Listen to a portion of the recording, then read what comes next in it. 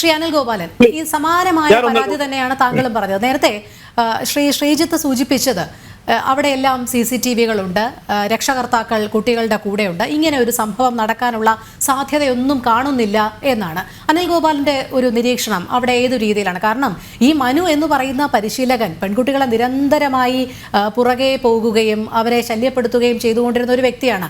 അസ്വാഭാവികമായ പെരുമാറ്റം അയാളിൽ നിന്നുണ്ടായിരുന്നുവെങ്കിൽ സ്വാഭാവികമായും ഈ CCTV-കളിലൊക്കെ പതിയേണ്ടതാണ്. അവിടെയുള്ള മറ്റ് രക്ഷകർത്താക്കൾ അത് ശ്രദ്ധിക്കേണ്ടതാണ്. KCA ഭാരവാഹികൾ അത് ശ്രദ്ധിക്കേണ്ടതാണ്. ഇവരെയൊക്കെ മറികടന്നുകൊണ്ട് ഇയാൾ എങ്ങനെയാണ് ഇത്രയും നീചമായ പ്രവൃത്തികൾ ചെയ്തുകൊണ്ടിരുന്നത്? ഞാൻ ആദ്യമായിട്ട് പറയട്ടെ, KCA പ്രതിരോധത്തിലാക്കണമെന്ന് എനിക്കൊരിക്കലും ആഗ്രഹമില്ല. കാരണം KCAക്കെതിരായിട്ട് ഞാൻ ഈ ഏപ്രിൽ 19-ാം തീയതി TDCAക്ക് ഒരു പരാതി അയച്ചിരുന്നു. ഈ കാര്യങ്ങളെല്ലാം കാട്ടിക്കൊണ്ട് കൃത്യമായി ഈ കോച്ചിൻ്റെ പോക്ക് ശരിയായ രീതിയിലല്ല എന്നും ഈ പറയുന്ന തെങ്കാശി മാച്ചുകളുടെ കാര്യത്തിൽ പോലും അഭ്യൂഹമുണ്ട്. അവിടെ 2 പെൺകുട്ടികളെ ചെറിയ കുട്ടികളുടെ കൂടെ കൊണ്ടുപോയിട്ടുണ്ട്. ആ കാര്യങ്ങളെക്കുറിച്ച് അന്വേഷിക്കണം. അതുപോലെ തന്നെ ഇവിടുത്തെ കുട്ടികൾക്ക് മേൽ കുറച്ചുകൂടെ ജാഗ്രത ആവശ്യമുണ്ട്. അതുപോലെ തന്നെ പല കുട്ടികളുടെയും നമ്മളിപ്പോൾ KCA കുറ്റം പറഞ്ഞിട്ട് മാത്രം കാര്യമില്ല, പേരൻസിൻ്റെ സൈഡിലും ഒരുപാട് തെറ്റുകളുണ്ട്. കാരണം ഇതിനൊക്കെ കണ്ണടയ്ക്കുന്ന ഇപ്പോഴും ഞങ്ങളെപ്പോലുള്ള കുറേ പേർ ഇവനെതിരായിട്ട് പരാതിയും കൊണ്ടൊക്കെ പോകുന്ന സമയത്ത് പോലും ഇവനെ ട്രാപ്പ് ചെയ്യാൻ വേണ്ടിയാണ് ഞങ്ങൾ നടക്കുന്നതെന്ന് പറയുന്ന പേരൻസ് ഉണ്ട്. അങ്ങനെ പറഞ്ഞ ഒരു പേരൻറ്റിനെ കുറിച്ച് അന്വേഷിച്ചപ്പോൾ ഇവിടെ നടന്ന പിങ്ക് ടൂർണമെൻറ്റിന് മുമ്പായിട്ട് ഈ കോച്ചിന് 10,000 രൂപ അവർ ട്രാൻസ്ഫർ ചെയ്ത് കൊടുത്തിട്ടുണ്ടെന്ന് പറയുന്നു. അവരുടെ വായിൽ നിന്ന് തന്നെ വീണതാണ്. അപ്പോൾ അത് ചോദിച്ചപ്പോൾ പറയുന്നത് അത് ഞങ്ങളുടെ പേഴ്സണൽ കാര്യമല്ലേ. അപ്പോൾ ഒരു കോച്ച് മാത്രമല്ല, അയാൾ സെലക്ടർ കൂടിയാണ്. ഒരു സെലക്ടർ കൂടിയായ ഒരു മനുഷ്യന് ആ സമയത്ത് പൈസ കൊടുത്ത് സഹായിക്കുന്ന പേരൻസും ഇവിടെയുണ്ട്. ആ കുട്ടിയെക്കുറിച്ച് അന്വേഷിച്ചപ്പോൾ ആ കുട്ടി 11-ാമത്തെ വയസ്സിൽ അർഹമല്ലാത്ത പല സ്ഥലങ്ങളിലേക്കും എത്തിപ്പെട്ട കുട്ടിയാണ്. കാരണം 13 വയസ്സിനും അല്ലെങ്കിൽ 12 വയസ്സിന് മുകളിൽ കളിക്കാവൂ എന്ന് പറയുന്ന സ്ഥലത്ത് ഈ കുട്ടി പല സ്ഥലത്തും കടന്നു കൂടിയിട്ടുണ്ട്. ഇപ്പോഴും അണ്ടർ 19 ടീമിൽ വരെ പോയി സോണ് വരെ കളിച്ചിട്ടുണ്ട്. അപ്പോൾ ഈ കോച്ച് തന്നെയായിരുന്നു സെലക്ടർ. ഈ പറയുന്ന ജില്ലാ ടീമിൻ്റെ സെലക്ടർ ഈ കോച്ച് തന്നെയായിരുന്നു. അപ്പോൾ ഇതിനൊക്കെ നിന്ന് കൊടുക്കുന്ന പേരൻസും ഉണ്ട്. അതുപോലെ തന്നെ സീനിയർ കുട്ടികൾ എന്ന് പറയുന്നത് 1-2 കുട്ടികൾ ഞങ്ങൾ സംശയത്തിൻ്റെ നിഴലിലാണ്. കാരണം ഇതിൽ എന്നോടാണോ? അല്ല, താങ്കൾക്ക് തുടരാം. മറ്റെന്തോ ഓഡിയോ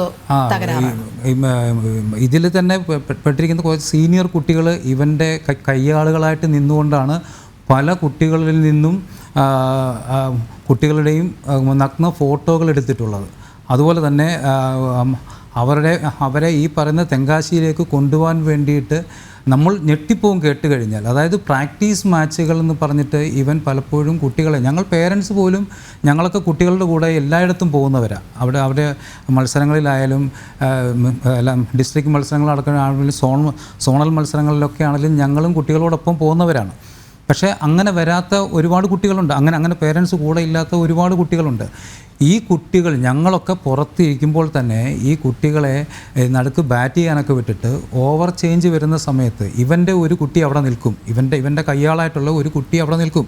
ഈ കുട്ടി മറ്റേ കുട്ടിയോട് പോയി സംസാരിക്കുന്നത് ഞങ്ങൾ പേരൻസ് ഇവിടെ നിന്ന് കേൾക്കുന്നത്, ഞങ്ങൾ വിചാരിക്കുന്നത് ചിലപ്പോൾ അടുത്ത ഓവറിനെ കുറിച്ച് പറയുമായിരിക്കും, കളിയെക്കുറിച്ച് പറയുമായിരിക്കും എന്നൊക്കെയാണ്. പക്ഷേ അവിടെ വെച്ച് സംസാരിക്കുന്നത് മറ്റേ കുട്ടിയുടെ കൺസെൻറ്റ് ചോദിക്കുകയാണ്. നീ മനസ്സാറ് പറഞ്ഞത് സമ്മതിക്കുമോ? നീ റെഡിയാണോ? അടുത്ത ആഴ്ച നിന്നെ തെങ്കാശി കൊണ്ടുപോകും. ഈ തെങ്കാശി എന്ന് പറയുന്നത് അവൻ്റെ അടുത്ത ഒരു എന്താ പറയുക, അവൻ വലിയ, കാരണം അത് ശരിയായ രീതിയിൽ അന്വേഷിക്കേണ്ട കാര്യമാണ്. കാരണം അതിൻ്റെ പിന്നിൽ എന്തായിരുന്നു അവൻ്റെ ഉദ്ദേശം? കാരണം ഇവൻ്റെ കയ്യിലിരിക്കുന്ന ഐഫോൺ പോലെയുള്ള ഫോണുകളാണ്. ഈ ഫോണിൽ തന്നെ ഷൂട്ട് ചെയ്ത് കൊടുക്കണം കുട്ടികൾ, അത് നിർബന്ധമായിരുന്നു. അപ്പോൾ ഒരു ടെലികാസ്റ്റിംഗ് ക്വാളിറ്റി ഉള്ള ഫോണിൽ തന്നെ ഇതൊക്കെ അല്ല 4K റെസൊല്യൂഷനുള്ള ക്യാമറയുള്ള ഫോണിൽ തന്നെ ഷൂട്ട് ചെയ്യണം എന്നൊക്കെയുള്ള നിർബന്ധമുണ്ടെങ്കിൽ ഇങ്ങനെ എടുത്തിട്ടുള്ള വീഡിയോകൾ അവൻ കച്ചവടം നടത്തിയിട്ടുണ്ടോ, അല്ലെങ്കിൽ എവിടെയെങ്കിലുമൊക്കെ ഇത് എത്തിയിട്ടുണ്ടോ?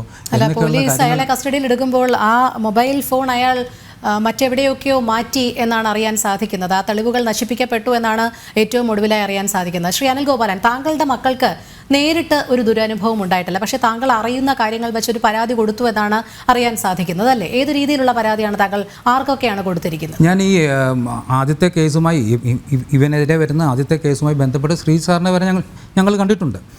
ആ സമയത്ത് ഇവൻ ഞങ്ങൾക്ക് തന്നിരിക്കുന്ന ഒരു നറേഷൻ ഉണ്ടായിരുന്നു.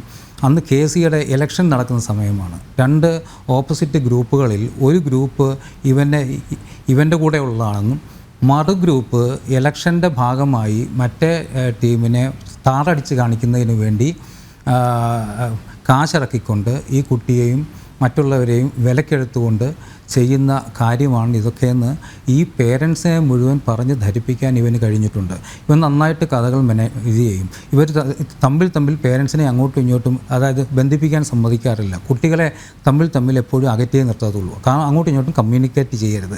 ഇങ്ങനെയൊക്കെയുള്ള നിർബന്ധങ്ങൾ ഇവനുണ്ടായിരുന്നു.